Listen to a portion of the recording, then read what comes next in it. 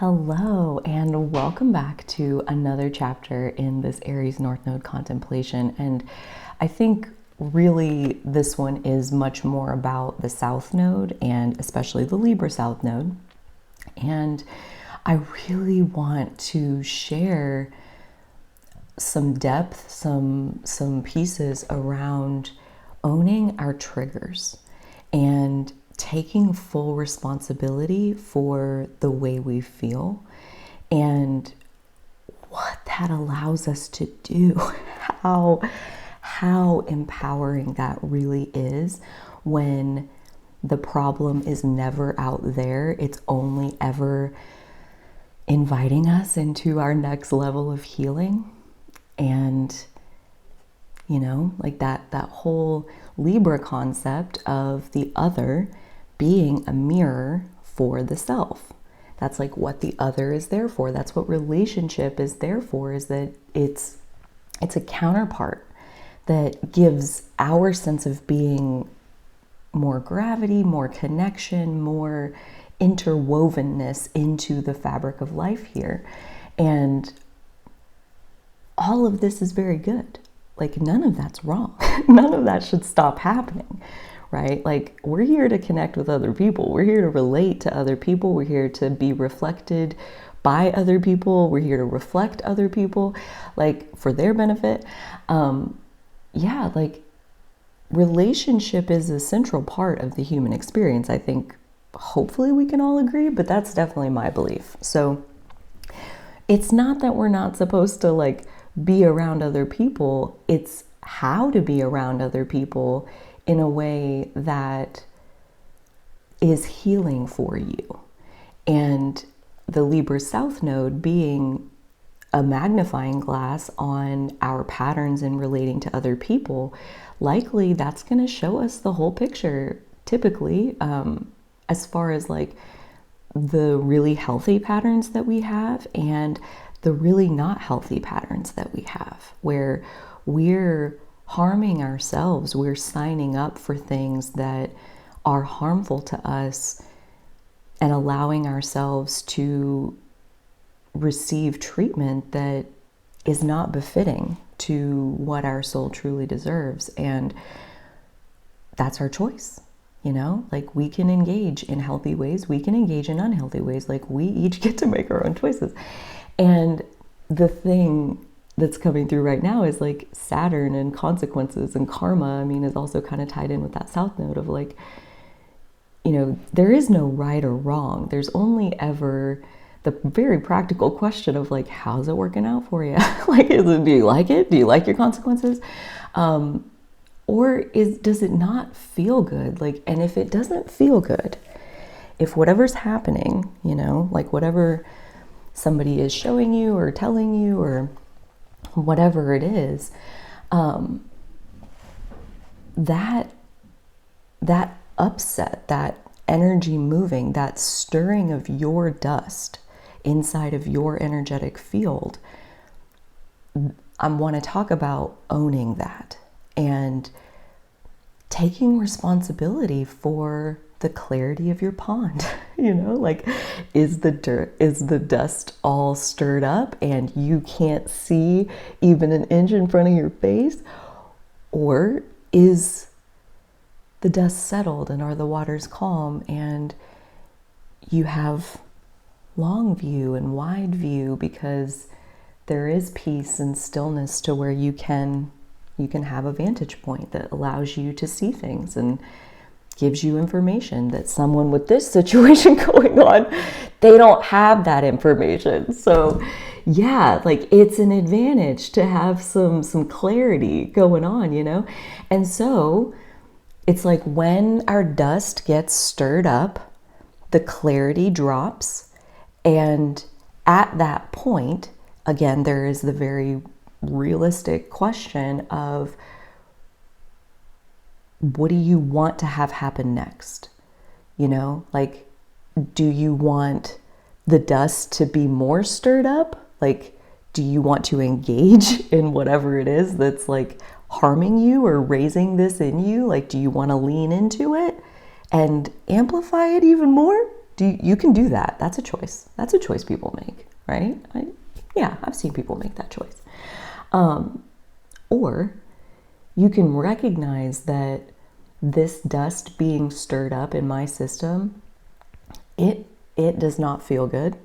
And in my system, when that happens, I relate to it in a way that says like, and I know I can feel good if I turn inward and mend whatever it is that, what just landed that caused the dust to get stirred up in the first place. Like, what was the trigger? What was the moment or the thing that just like, oh God, just, trigger, instant. It's like that one little piece. And the thing about our triggers is that they are not logical, rational. I mean, that's not how it works, because the reason that it can go full body experience in like less than a second is because it's a muscle memory that is being provoked by whatever it was that you just witnessed. Whatever this was, and again, this is all just what I believe it is, so take it all with your grain of salt. But like whatever this was looked a whole lot like what you remember happening back when you were really, really hurt and harmed in some way. You have this memory of pain in your body that is very similar in nature to what it is that you're witnessing here. And at that point, again, there's the choice of how do you want to relate to it? Do you want to engage with this thing, this person, and what they said, and, explain to them why they're wrong, and like all the things of like, this is the problem. I need to solve this. This can't be. And like, again, that is an option. Or you can take it up with yourself as anytime I get a trigger, it's an invitation to the next chunk of my healing, because unraveling the dust and like taking in the specks and like allowing them to reintegrate, it's like the dust never settles the same twice. So when you go through the trigger, when you turn inward and like move through the trigger of like, why is this so upsetting to you? Why are you so disturbed by this? And let that answer come from inside of yourself, and let that answer highlight the connection, the separation, the distance, the closeness, the cracks, the gaps, the crevices, between you and you, because the truth of the matter is, like, if we are good with ourselves, like if we are totally, like self-assured and self-validated and knowing from the inside out that we are doing a good job in our world, in our being, in breathing on a daily basis, like we're good. Like when you know that, somebody else hating your guts, like it just doesn't land the same as when there's self-doubt already present within us. Like we already don't approve of ourselves, and then here's somebody else not approving of us, for example. Like if we already have issue with ourselves and then somebody hates us, I mean, you almost can't help but be like, dude, you kind of got a point, but like it can also be like a defensive thing, like where you feel you need to defend yourself to this person. And it's like the only reason you have to defend yourself to anyone ever is because you need to defend yourself to yourself. Like you are attacking you at that point by giving this other person credibility in the first place, that like they even would get to have an opinion about you that mattered, right? Like someone's opinion can't hurt us unless we respect it, enough to take it seriously. And that again is like owning our triggers is super helpful, because the thing of the matter is when you follow the trigger down to the wound of like, yeah, where are you doubting yourself? Where are you looking outside of yourself for validation and love and approval? You know, where are you doing that? Like, how is this person getting in? Why is this so upsetting to you? What opinion do you already have about yourself that this person is reflecting to you right now? And the thing is, like, you can never make them change their mind, but you can change your mind. You can decide to feel differently about yourself. You can decide to practice on purpose on a daily basis, practicing self-validation. You can do that. You can make that choice. That's a choice people make. I've seen people make that choice. It's choices. Dude, that's all we ever get, are choices and consequences for our choices. Like, that's how the 3D works. It's so simple. It's so simple. Everything, every single choice is a boomerang. It's going to go out into the world and gather up some stuff that's like that and then bring it back to you. Every single choice. So owning our triggers is a choice that is a boomerang, that is a healing choice of it going out into the world and gathering up other things and other people that are like that healing choice, and then it brings it back to you. Like, we witness these wounds truly healing, you know? Like, I think there may even be some things in my past where I believed that your triggers are your triggers are your triggers. Like, you're fucked. Like, those are your triggers. Like, you're screwed. And this is just gonna suck. Like, I just thought that, like, and that has a lot of victim mentality in it, you know? Like, that's where I'm coming from. It's like that was a phase. And now that I do own my triggers, and I do take responsibility for, if somebody upsets me, that's on me, right? Because they can only do that if I'm valuing their opinion more than my own. And at that point, thank you for letting me know that. Thank you for inviting me to the next level of my healing. I so appreciate you. Goodbye. Yeah, like, dude, I play that card all the time. And again, like, you can witness the wounds heal. You can witness, like, I mean, I've been in a cycle of something for over a year, and in the beginning, your triggers are your triggers are your triggers. Like, it was so upsetting, and I couldn't see through it. It was just like,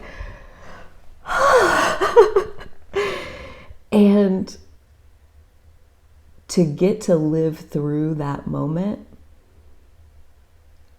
and to not be triggered, to like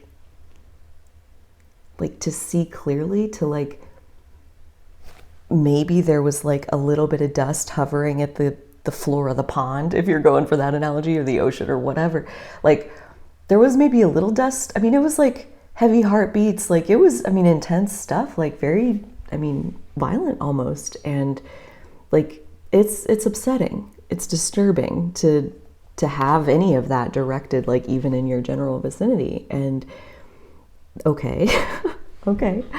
So like, my body had a reaction that was like, I think just kind of like adrenaline, maybe like a rush of adrenaline of like, I mean, I'm prepared to defend myself. Like, I'm prepared. Like, I think I got this. My instincts are pretty opened up. And other than that, like, none of the same old stories, like the dust that came up that would just, like, the story, the narrative, this is just like this person and this person and this person and this person, like, none of that was there. None of that was there, because the wound in my self-esteem healed.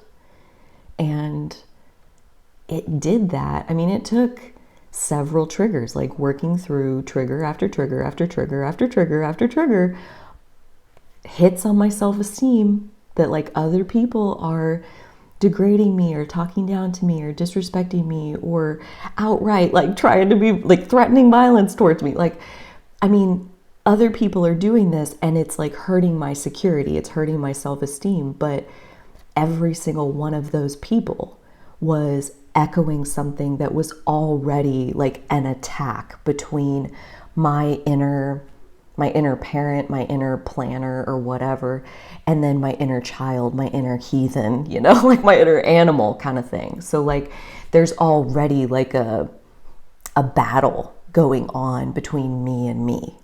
And that is the only pain we ever feel.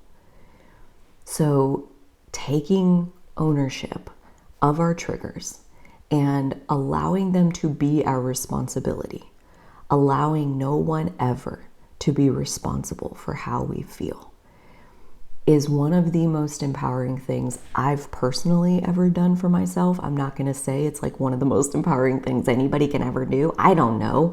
I don't freaking know. That's so liberating. I don't have your answers. I can only say that for myself, I'll never go back. I'll never go back to giving somebody else my power. That like, oh, you made me upset. Like, no, you didn't. You gave me some information.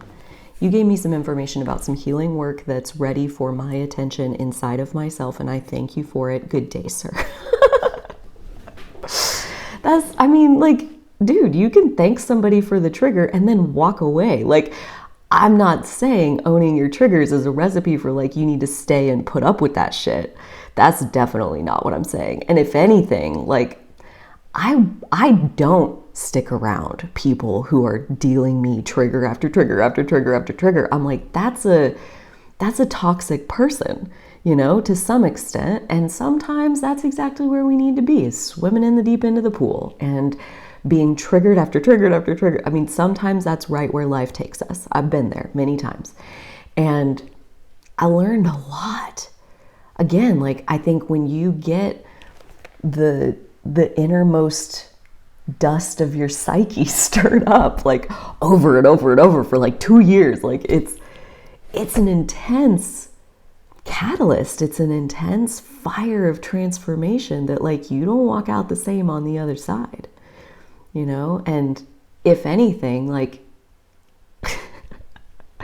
the main one I think I've been healing from for years at this point, and really starting to get to a place of like, dude, that made me stronger. It might have taken like almost a whole decade, like in the grand unfolding of the whole deal, even though the relationship was only like a teeny little blip at the beginning of that decade. Like the healing work that followed was really the main event, but like, oh, thank you.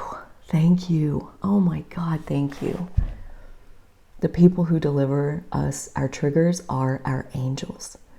And I love the quote, hating someone is like drinking poison and waiting for the other person to die, you know?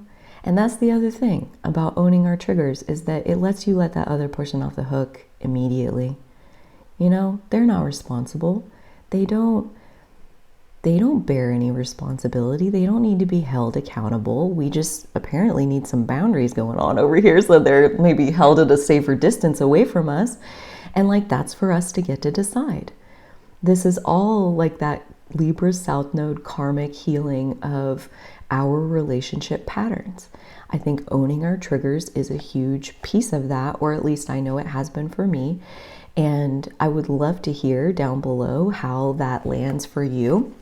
There is one more piece that I want to lay in here as far as like part of this whole like owning my trigger, as far as my part of it, and letting the other person off the hook. I think another key component here is projection and understanding projection and letting ourselves go into the space of understanding that like every single one of us has a lens through which we see the world. And we do not actually see the world. We see the lens that is taking the world and combining it with our interpretation, and that is what we see on our lens. And so our interpretation is the inside of the lens, and the world is the outside of the lens. And so like, depending on what your interpretation is, There's another quote I like people are not prepared to see you. They're only prepared to see what they are ready to see. And again, that's the inside of the lens, like their interpretation, like what they are ready to see. And that is very much a film on the inside of every single one of our lenses. Again, my beliefs. And so then you have an event happening in the world. Let's say someone is giving you their opinion of you. Let's say they're reacting to you in some way and they're telling you like, hey, you did this wrong, or like you shouldn't have done that, or blah, blah, blah, like something. They're giving you feedback. And anybody else's opinion coming in about you, it's like, yes, they are looking at you, right? They're looking at the world, they're looking at your physical form, but before they can see you, they have to look through their interpretation first. They have to look through their own perception, the inside of their lens, and then they get information about you to add to their interpretation. So like the inside of the lens, that's the main event here as far as like understand that like people's opinion of you, that's their opinion of themselves clarifying thanks to your reflection. That's projection, is like we are each having an experience and putting somebody else's faces on it. And that's why I say, let's just start at the beginning and own our triggers, right? Like it's not them. It's not them doing anything to us. It's not them like needing to whatever. Like, yes, build a boundary if that's what you need to do, but really it's the inside of our lens. It's like, what is on my perception that when I look through my perception at this thing, it is so upsetting to me. There's something on my lens. There's gunk on my lens, and I intend to clean it off there. And that's what I mean by healing the relationship between you and you, because nobody else can ever upset us. The only thing that's ever upsetting is the inside of our lens, our perception of it, our interpretation of it.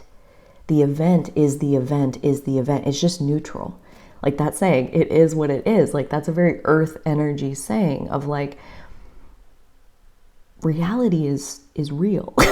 like in the 3D, the reality, like that's the whole point, is like it is what it is.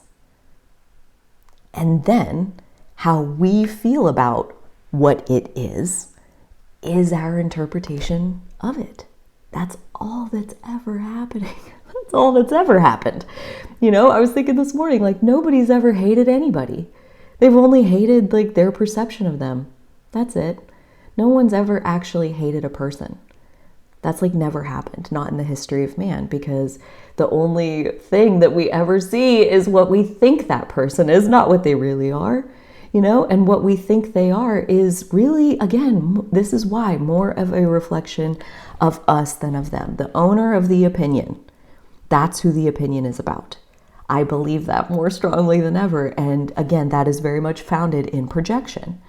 Like when someone gives us an opinion, all they're saying is like, here's what's on the inside of my lens. Let me share it with you. And like, that's all I ever do in my videos. Like, I'm like, here, let me tell you how I see it. Let me show you what's on my lens. And you can do with that whatever you want. And that's all anyone is ever doing. And sometimes it's cool and we're like, tell us more. What else is on your lens? You know, like there are people where I'm just like, oh my gosh, like your lens is so beautiful. I love the way you see the world. Tell me more, please. And I seek them out and I ask them questions and I listen to them talk, because it's so beautiful how they see the world. And then there are people who it's like, are we living in the same world? Are we looking at the same thing? Because wow, like, and that honestly, like, again, can be one of the most triggering things when like someone sees the world differently than we do. They have different programming written on their lens than what we do. But it can also be the most fertile learning grounds for understanding projection at work.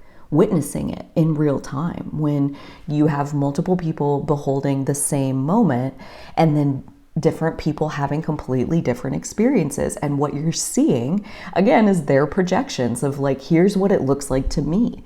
And we're each just kind of like putting this hologram of like, here's what it looks like to me. And like, that's our opinion. And when we put our opinion out in the world, like, that's not a problem, right? Like, I'm a big fan of share what's on the inside of your lens, share it with the world. Like, this is what artists do all day, every day. It's like, that's what art is like, they're showing you the inside of their lens. They're showing you how beautiful it is when you look through their eyes.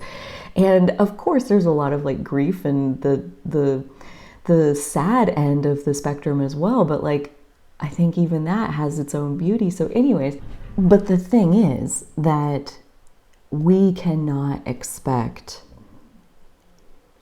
or, basically have the entitlement that our opinion should guide the behavior or choices or, of anything, of any other individual. Like, we do not get to steal the autonomy and sovereignty of other individuals. We just don't. Like, that's just not, that'll get you karma, a bad karma every single time. Like, when we suppress and repress and try to sabotage other people, like, again, every choice is a boomerang that goes out, gathers up more shit like that, and brings it right back to you. So it's like every single thing that we project out in the world is a boomerang that's coming right back to our doorstep. So owning our triggers and being ready to receive with open arms the consequences of our choices, I think that is, like, again, in my own experience, the most beautiful place I've ever been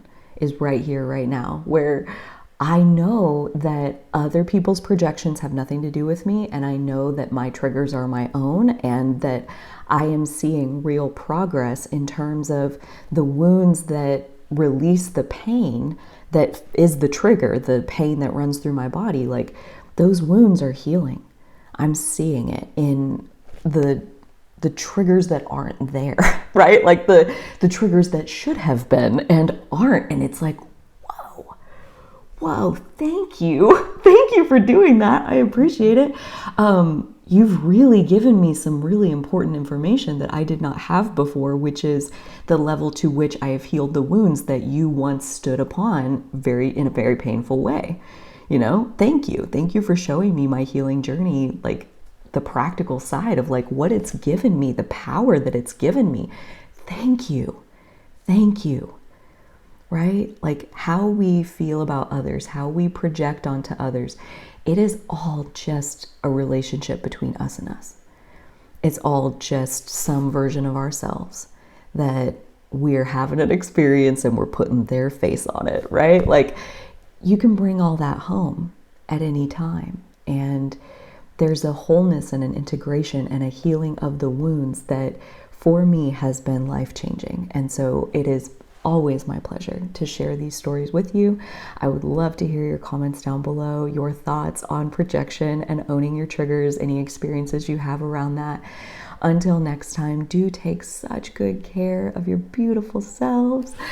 Polish your little filter however you want, decorate it however you want, and so will I.